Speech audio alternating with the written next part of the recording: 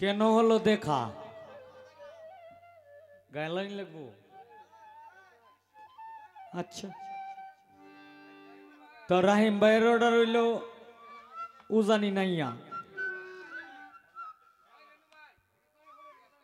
তো এটা গায়ে পরে গাইতাম না।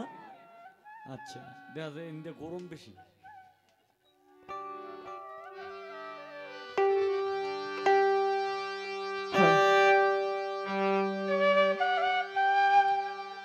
জ্যোতি দেওয়ান গান করলেন চমৎকার। কয় আমি তো দমক দিই নাই, আমি দমক দিলে সে আপনি ডরাইতাম। আস্তে আমি গেছিলাম একটু চা খাইতাম, চা খাওয়ার বয়ে থেকে শুনছি আমি দমক দিলে সে আপনি ডরাইতেন না রে বই না। আমি দমক দিলেও ডরাই না। কে লেগে ডরাই না জানো? আমি সত্য একটা কথা কইয়ে দিই। জীবন ভরা এই 24 বছর গানের জীবনে যা কই আইছি সত্যই কই আইছি।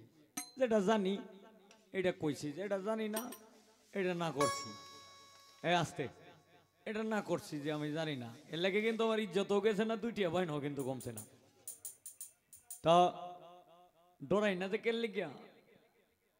আমি এক জায়গায় গানে গেছিলাম, আস্তে আমি এক জায়গায় গানে গেছিলাম, তখন একজন লোকে খালি প্রতি গানে গানে 2000 করে টাকা দেয় বকশিস। প্রতি গানে গানে 2000 করে টাকা দেয়। দেখলাম সারা রাত্রে গান করলাম 11টা গানে 22,000 টাকা পাইলাম। একজনই দিল, অন্য থেকে তো আইসি। তখন উনি একটা গানের কথা বলছিল, তখন সব গান তো আর সবার জানার থাকে না। তখন আমি কইলাম যে এটা তো আমার জানা নাই। কই গানটা না কইলে গুলি করবাম। গুলি করবাম? কের গুলি করবাই? আমি জানি না এর উপরে কোনো কথা আছে। আপনি গুলি করলেও আমি হাসাই নিভারে মানে ব্যাগটা লইছে। কই এইটা দেখছেন এটা ভিতরে কি আছে? আমি কইছি না। পরে কুইলে দেখাইছে, কই এটা দেখছেন? আমি কইছি না। মানে কেউ কইছে যে না আমি দেখছি না। আর না কভালটা মধ্যে ধরছে। আগে তো কোনো মিডিয়ার যুগ ছিল না। কভালটা মধ্যে ধরছে, কই এটা দেখছেন? আমি কইছি না। কই এ তো আপনার এই ভয়টা দেখাইলাম, এরপরেও আপনার ভয় আসলো না, ডরাইছেন না। আমি বলছি তোর মেয়ে আমি বেশি দেহি না দিয়ে আমি ডরাইতাম এরকম গুন্ডারে। তুমি দমক দিবা আমি শুনবাম। আমি তো বেশি এমনিও একটু চোখে কম দেহি। তোমার চেহারাটা তো আমি তেমন বেশি একটা দেহিও না, তাইলে আমি ডরাইতাম কারে?